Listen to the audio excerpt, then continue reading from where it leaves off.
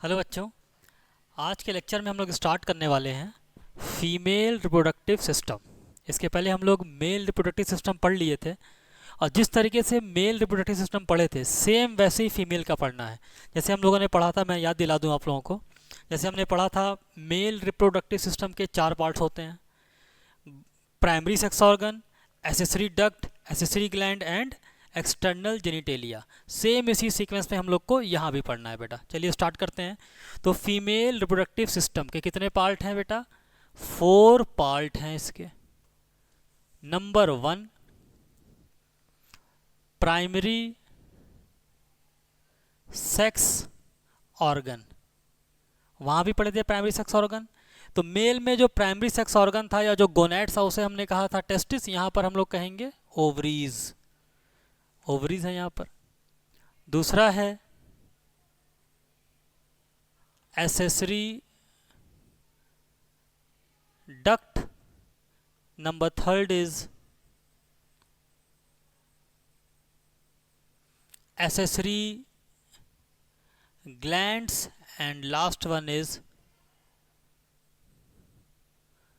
External genitalia. Male के case में external genitalia को हम कह रहे थे पेनिस, और जो कि कॉपुलेटरी ऑर्गन था। फीमेल के केस में एक्सटर्नल जेनिटेलिया को हम लोग कहेंगे वेजाइना और वल्वा,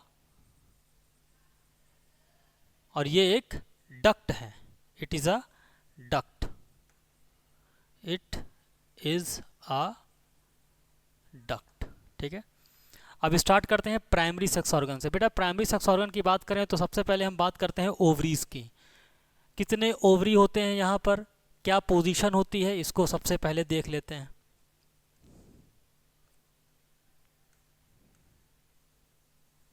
ओवरी कितना है? 1 पेयर, मीन्स 2 होगी।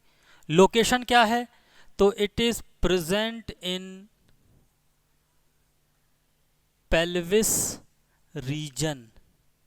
Testis is also present in the pelvis region and ovary is also present in the pelvis region. देखिए ये है, मान लीजिए आपकी ओवरी, दिस इज ओवरी। अब ये ओवरी एक तरफ से अटैच होगी एब्डोमिनल वॉल से, और दूसरी तरफ से अटैच होगी आपकी यूट्रस से, है ना। ये ओवरी दो जगह अटैच होगी। एक जगह अटैच होगी एब्डोमिनल वॉल से और दूसरी जगह अटैच होगी यूट्रस से। किसके थ्रू? लीगामेंट। लीगामेंट के through. Ovary attach with the abdominal wall by the help of ligament. Ovary attach with the uterus by the help of also ligament. तो बहुत ही आसान है ये याद करना। ओवरी दोनों तरफ से अटैच है बाई लीगामेंट। अच्छा, अब अगर इंटरनली इस ओवरी की बात करें हम, मान लीजिए यह है ओवरी, तो इसके 2 पार्ट हैं। Outer is cortex and inner part is medulla. Inner part is medulla. अब एनसीईआरटी एग्जाम्पलर में क्वेश्चन दिया हुआ है कि कॉर्टेक्स और मेडुला कहाँ कहाँ मिलते हैं। अभी लेक्चर के लास्ट में मैं बताऊंगा कहाँ कहाँ मिलते हैं, कई जगह पढ़ चुके हैं हम लोग। तो कॉर्टेक्स हो गया और मेडुला हो गया। अच्छा, साथ ही साथ अगर हम बात करें ओवरी की लोकेशन की, तो लोकेशन तो हो ही गया।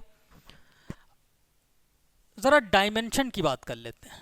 जैसे टेस्टिस का डायमेंशन पढ़े थे हम लोग, वैसे ही ओवरी का भी डायमेंशन होता होगा कुछ। अच्छा, डायमेंशन समझते हैं ना, लेंथ हो गया, विड्थ हो गया, हाइट हो गई, इसी को डायमेंशन कहते हैं बेटा। तो क्या आप बता पाएंगे ओवरी की डायमेंशन क्या होती है? 2 to 4 सेंटीमीटर। कितनी? 2 to 4 सेंटीमीटर। और टेस्टिस की लेंथ बताए थे 4 to 5 और विड्थ बताए थे 2 to 3। एक कहे थे फॉर्मूला याद रखिएगा, 2 3 4 5, है ना। तो ये हो गया डायमेंशन ऑफ ओवरी। और आगे बढ़ते हैं। तो प्राइमरी सेक्स ऑर्गन या गोनैड्स हम लोगों ने पढ़ लिया ओवरी के बारे में। ओवरी का डुअल फंक्शन है, ओवरी हैज डुअल फंक्शन, दो फंक्शन है। पहला फंक्शन गैमीटोजेनेसिस, गैमीट का फॉर्मेशन, और फीमेल में कौन सा गैमीट बनता है, ओवम या एग। और दूसरा फंक्शन है हार्मोन फॉर्मेशन। तो फीमेल में कौन कौन से हार्मोन निकलते हैं, दो हार्मोन निकलते हैं, एक तो है प्रोजेस्ट्रॉन, अनदर इज ईस्ट्रोजन। कितना आसान है देखिए, याद हो जाएगा 2 मिनट में अभी ये, ठीक है। तो ओवरी का डुअल फंक्शन है, ओवरी का काम है गैमीटोजेनेसिस, गैमीट का फॉर्मेशन, और साथ ही साथ इसका काम है हार्मोन का फॉर्मेशन करना एंड सिक्रीशन करना। चलिए थोड़ा सा और आगे बढ़ते हैं। अब हम लोग पढ़ेंगे एसेसरी डक्ट के बारे में। पहला खत्म, सेकंड वन इज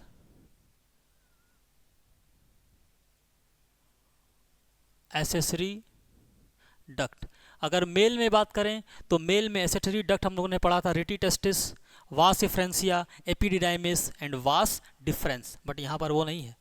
यहाँ पर एसेसरी डक्ट में आ जाएगा fallopian tube.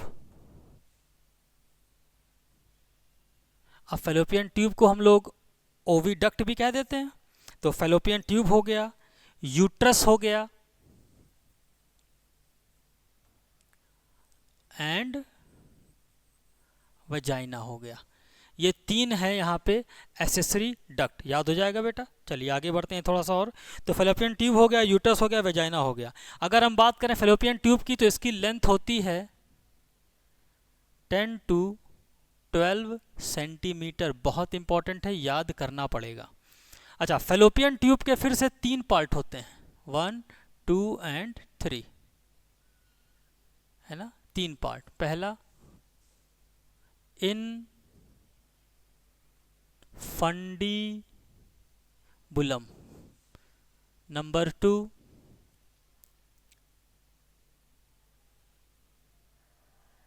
Ampulla, and number 3 isthmus, है ना। तो ये 3 पार्ट होते हैं इसके, इनफंडिबुलम, एम्पुला एंड इस्थमस। ये जो एम्पुला होता है, this is the widest part.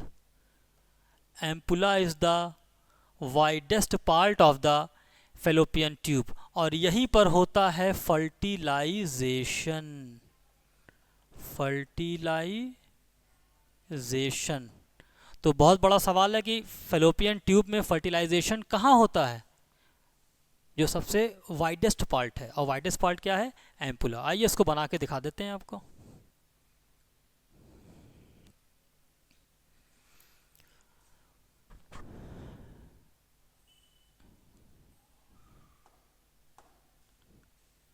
ये है बेटा, मान लीजिए ovary,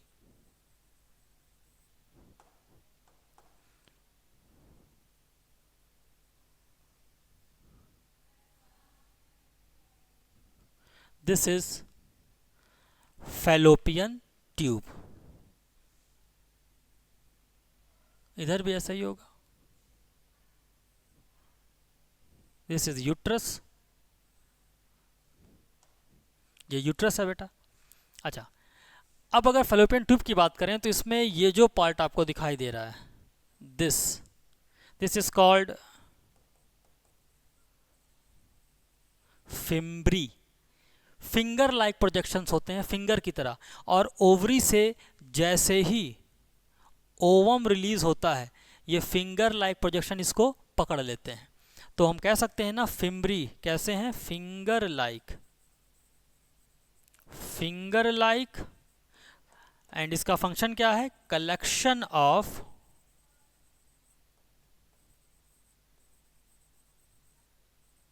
ovum, collection of ovum. पहला पार्ट हो गया फिम्ब्री। ये जो पार्ट है दिस इज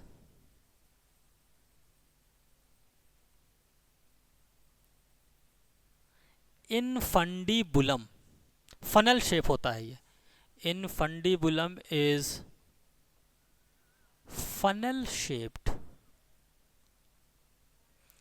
इनफंडीबुलम के बाद देखिए ना, एक पार्ट ये हो गया, 3 पार्ट हो गए। दिस पार्ट इज कॉल्ड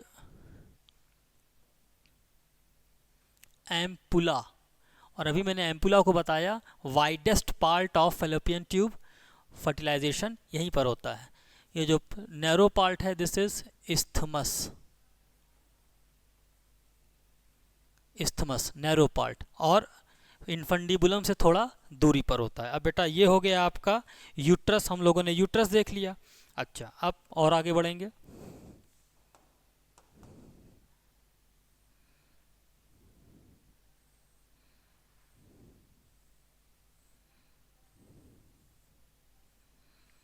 ठीक है, ये देखिए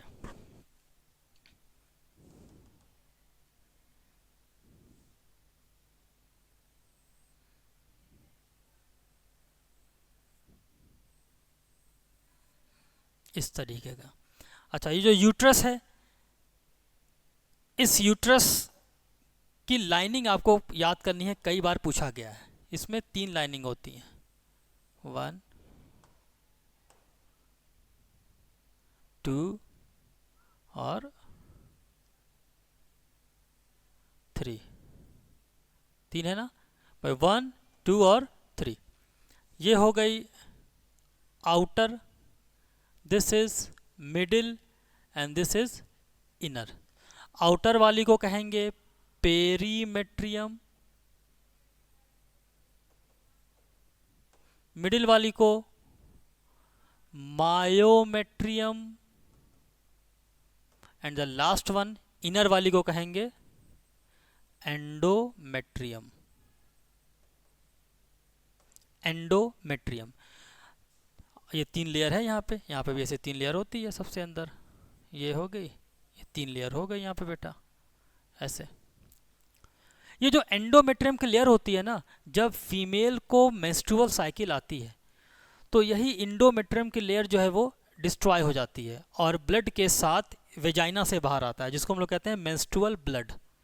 सो endometrium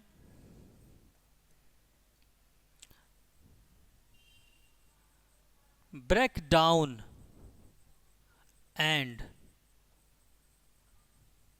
comes out with blood during menstrual। तो हम ये कह सकते हैं कि जो एंडोमेट्रियम की लाइनिंग है ये बार बार रीजनरेट होती है, बिल्कुल इसमें रीजनरेशन की पावर होती है, रीजनरेट्स, ये रीजनरेट हो सकती है। और आगे बढ़ते हैं थोड़ा सा बेटा, चलिए। अब ये तो यूट्रस हो गया, इस स्ट्रक्चर को हम लोग कहते हैं यूट्रस।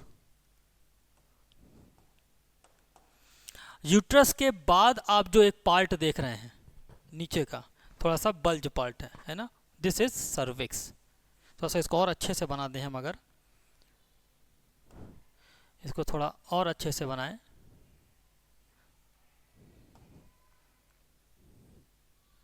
ये ऐसे, ये दिस पार्ट इज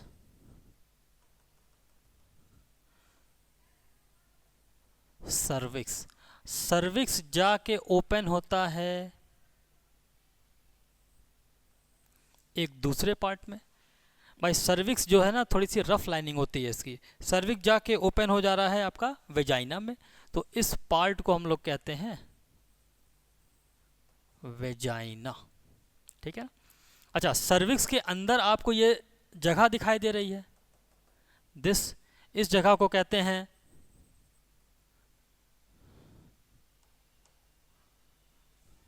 यहां लिखता हूं सर्वाइकल कैनाल, और सर्वाइकल कैनाल प्लस वेजाइना को मिलाकर बोलते हैं हम लोग birth canal. Cervical canal and vagina को मिलाकर क्या बोलेंगे, बर्थ कैनाल बोलेंगे बेटा।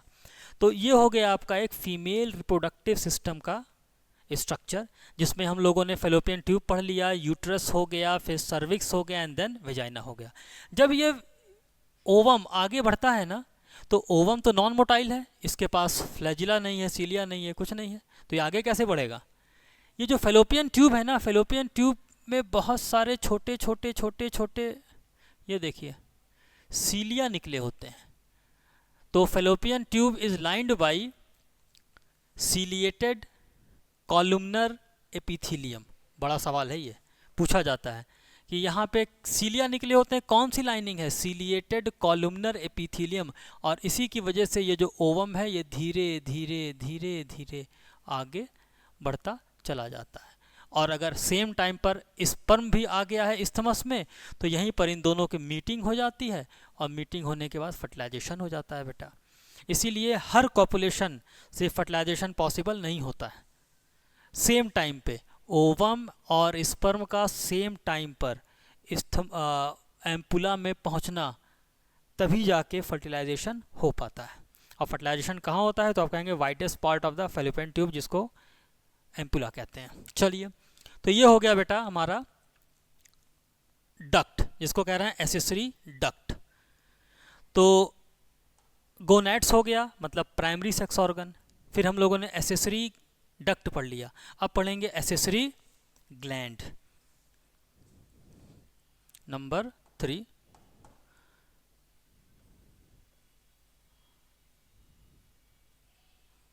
Accessory gland. मेल की बात करें तो मेल में हम लोगों ने 3 तरह का एसेसरी ग्लैंड पढ़ा था, seminal vesicle paired, prostate gland single and Cowper's gland pair.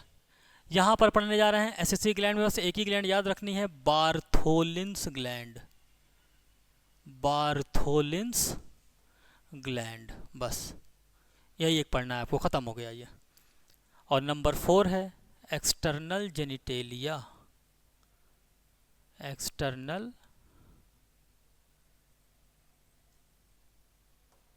Genitalia, जिसको वल्वा भी कह रहे थे हम लोग, है ना।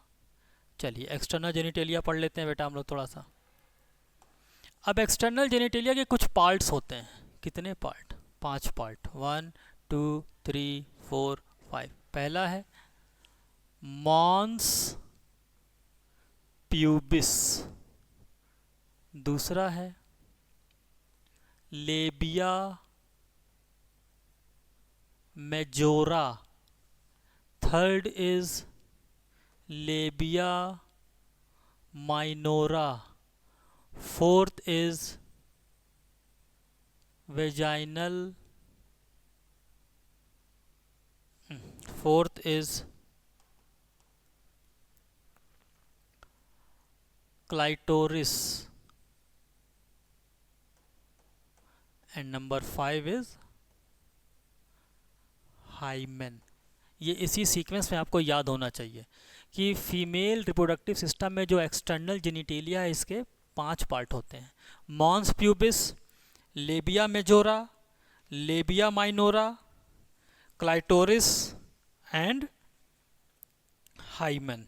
ठीक है, अब थोड़ा सा और आगे बढ़ते हैं, बताते हैं इसके बारे में कि ये है क्या क्या, बना के दिखा देते हैं तो याद करना आसान हो जाएगा।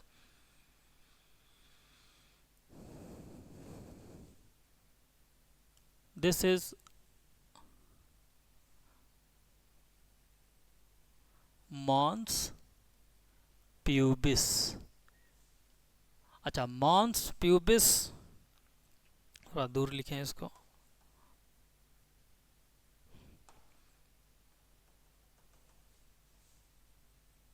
Mons pubis. मॉन्स प्यूबिस कैसा होता है, this is fatty,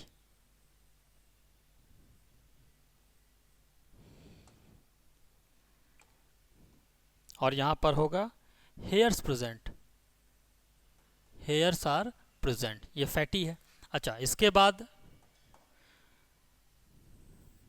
labia majora,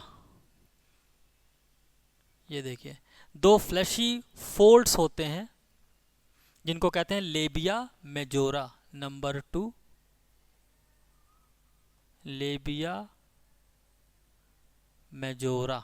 और ये लेबिया मेजोरा के जंक्शन पे यहाँ पर एक ओपनिंग होती है, ठीक है। इस ओपनिंग को हम लोग कह देते हैं नंबर नहीं देंगे, इस ओपनिंग को कहते हैं वेजाइनल ओपनिंग।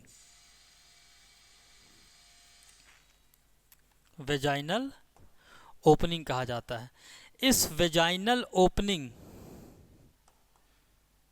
पे एक लेयर होती है पतली सी, इस लेयर को कहते हैं, नंबर 5 इसको दिए थे हम लोग, हाइमेन, है ना। चलिए, ये हो गया लेबिया मेजोरा। लेबिया मेजोरा के बाद एक और पतला सा फोल्ड होता है जिसको हम लोग बोलते हैं लेबिया माइनोरा। दिस इज लेबिया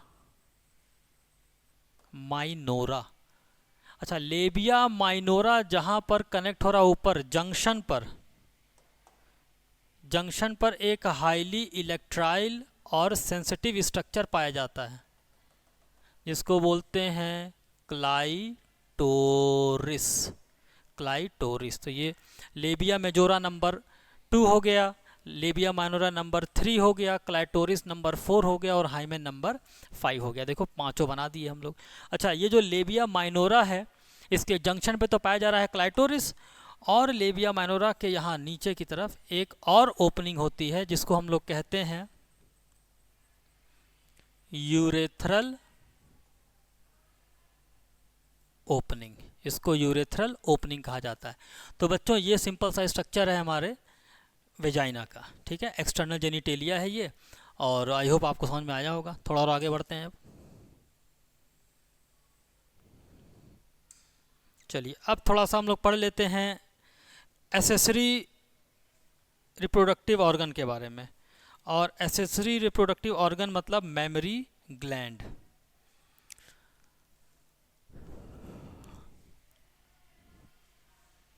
अलग से है ये, मेमरी ग्लैंड, है ना। So mammary gland is the character of female mammal, पहली चीज। दूसरी बात, it is modified sweat gland modify कर जाती है और मेमरी ग्लैंड बना लेती है। अब इसमें आपको एक सीक्वेंस याद रखना है, उसी सीक्वेंस से क्वेश्चन आता है। बहुत ये सीक्वेंस कई बार पूछा गया है, तो आपको बस ये सीक्वेंस याद करना है। फिगर भी मैं बना के दिखा देता हूँ, लेकिन आपको ये सीक्वेंस ज़्यादा ज़रूरी है याद करना। चलिए, फिगर पहले बना देते हैं।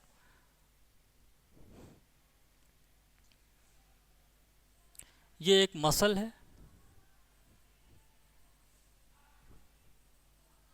ठीक है, दिस इज मसल, और इस मसल को एक नाम दिया गया है पेक्टोरेलिस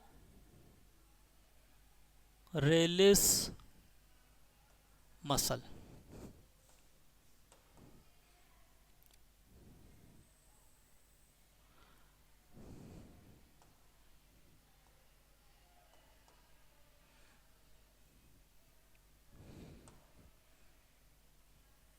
ये देखिए, पेक्टोरेलिस मसल के ऊपर आपको मेमरी ग्लैंड या ब्रेस्ट लोकेटेड दिखाई देगा। अच्छा, ये जो ब्रेस्ट है ना बेटा, इसके अंदर बहुत सारे छोटे छोटे लोब्स होते हैं, है ना, छोटे छोटे लोब्स होते हैं। इस तरह का कुछ स्ट्रक्चर दिखाई देगा बेटा।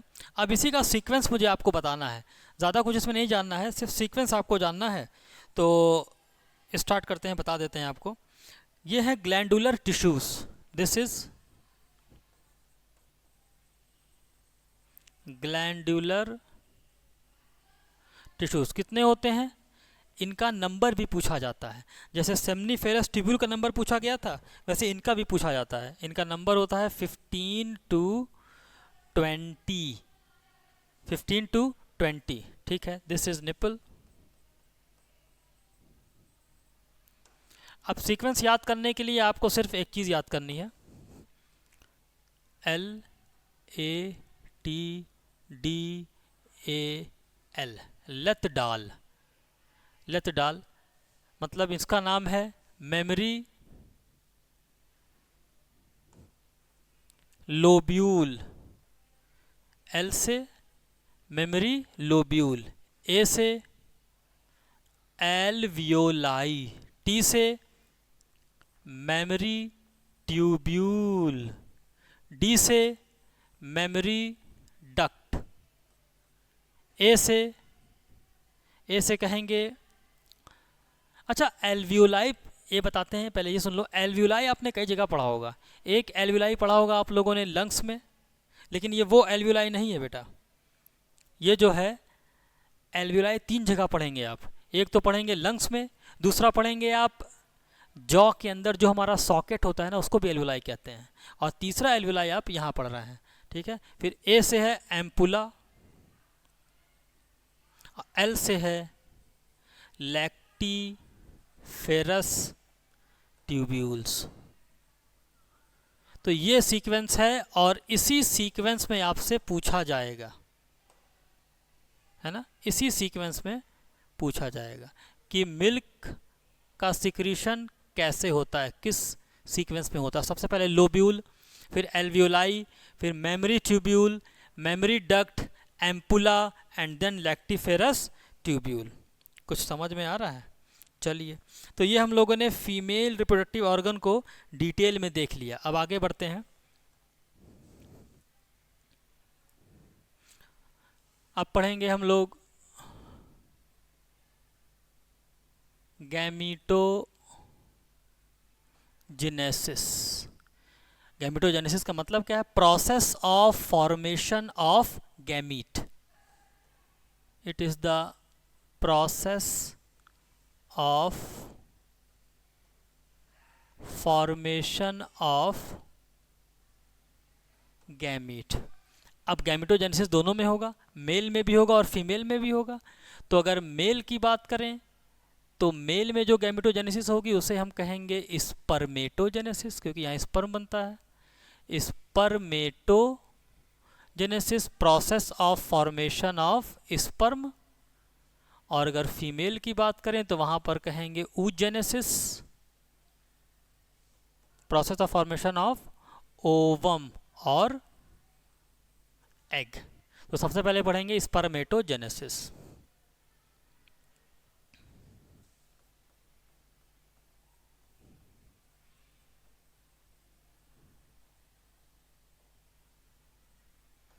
स्पर्मेटोजेनेसिस अभी बताया, process of formation of sperm. बेटा ये स्पर्मेटोजेनेसिस की जो शुरुआत है ना, ये 12 to 13 ईयर्स की एज में हो जाती है। मेल की बात कर रहे हैं अभी, 12 से 13 साल की एज में मेल में जो है वो स्पर्मेटोजेनेसिस की शुरुआत हो जाती है, जिसको हम लोग प्यूबर्टी कहते हैं, है ना। यही प्यूबर्टी है, जवानी, प्यूबर्टी आने लगी। अच्छा, होता क्या है? एक हार्मोन निकलता है GnRH। कहाँ से? ये निकलता है हमारे एंटीरियर पिट्यूटरी से, और GnRH की वजह से ही स्पर्मेटोजेनेसिस की शुरुआत हो जाती है। तो GnRH responsible for the starting of spermatogenesis. Spermatogenesis देखिए होता क्या है इसमें, स्पर्मेटोजेनेसिस में क्या होता है। सबसे पहले तो ये समझ लो कि स्पर्मेटोजेनेसिस होता कहाँ है। सेमनीफेरस ट्यूब्यूल्स के अंदर होता है। मैंने बताया था कि सेमनीफेरस ट्यूब्यूल्स की जो लाइनिंग है उन्हें बोलते हैं जर्मिनल एपिथेलियम, या उसको कहेंगे स्पर्मेटोगोनियम। तो ये है एक, मान लीजिए स्पर्मेटोगोनियम, दिस इज स्पर्मेटोगोनियम। एक है जो स्पर्मेटोगोनियम कह रहे हैं, बहुत सारे होते हो तो स्पर्मेटोगोनिया कहते हैं। नंबर ऑफ क्रोमोसोम मान लीजिए इसमें 46 है। इसमें सबसे पहले होता है माइटोसिस। तो जब माइटोसिस होगा तो क्रोमोसोम का नंबर हाफ तो होगा नहीं, खाली नंबर बढ़ जाएगा सेल्स का। तो बहुत सारे सेल्स बनेंगे, क्रोमोसोम नंबर 46 ही होगा। अब इसका नाम हो गया प्राइमरी स्पर्मेटोसाइट। Primary spermatocyte. अच्छा, प्राइमरी स्पर्मेटोसाइट किसी एक में उठाते हैं, में हुआ फिर मियोसिस, रिडक्शन, डिवीजन। तो जब एक से कितने सेल बनेंगे? 2 सेल बनेंगे, ये देखिए, और क्रोमोसोम का नंबर हाफ हो जाएगा, 23, 23 यहाँ भी, 23 यहाँ भी। रिडक्शन डिवीजन का मतलब होता है मियोसिस, और मियोसिस में क्रोमोसोम का नंबर हाफ हो जाता है। अब ये जो सेल बनी इसे कहेंगे सेकेंडरी स्पर्मेटोसाइट्स। अच्छा, सेकेंडरी स्पर्मेटोसाइट से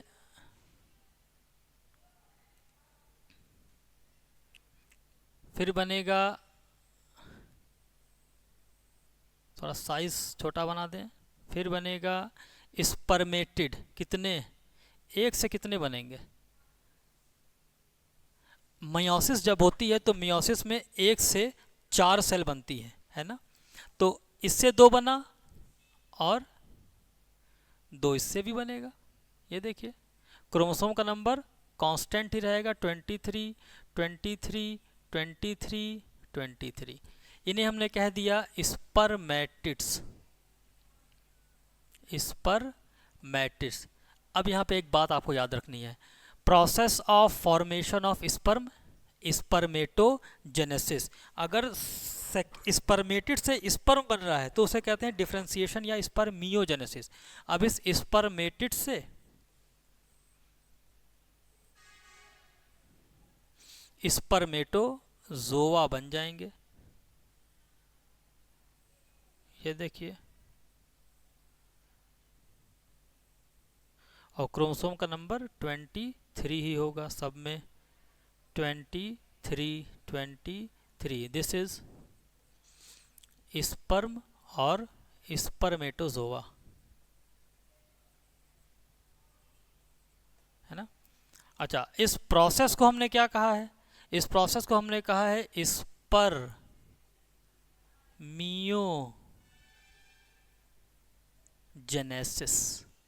स्पर्मेटोजेनेसिस का मतलब होता है process of formation of sperm, और स्पर्मियोजेनेसिस का मतलब होता है स्पर्मेटिड चेंज हो गया है स्पर्म में। अच्छा, इसका कौन नाम है? स्पर्मेटेलोजेनेसिस, वो भी मैं लिख देता हूं। स्पर्मियोजेनेसिस का एक और नाम है स्पर्माटेलोसिस, स्पर्माटेलोसिस। तो 3 बातें याद रखनी है। एक है spermatogenesis, process of formation of sperm. Spermiogenesis, conversion of spermatid into sperm. और एक होता है स्पर्मिएशन। स्पर्मिएशन का मतलब होता है release of sperm from seminiferous tubule. Seminiferous tubule से स्पर्म के निकल जाने के प्रोसेस को हम लोग कहते हैं स्पर्मिएशन। ठीक है, चलिए, तो ये हम लोगों ने मेल गैमीटोजेनेसिस पढ़ लिया, मतलब मेल का स्पर्म कैसे बनता है वो पूरी तरीके से हम लोगों ने पढ़ लिया बेटा। अब अगले लेक्चर में जब आएंगे तो आप लोग को बताएंगे किस तरीके से फीमेल में गैमीट का फॉर्मेशन होता है। बहुत इजी है, आसानी से याद हो जाएगा। चलिए बेटा, थैंक यू सो मच।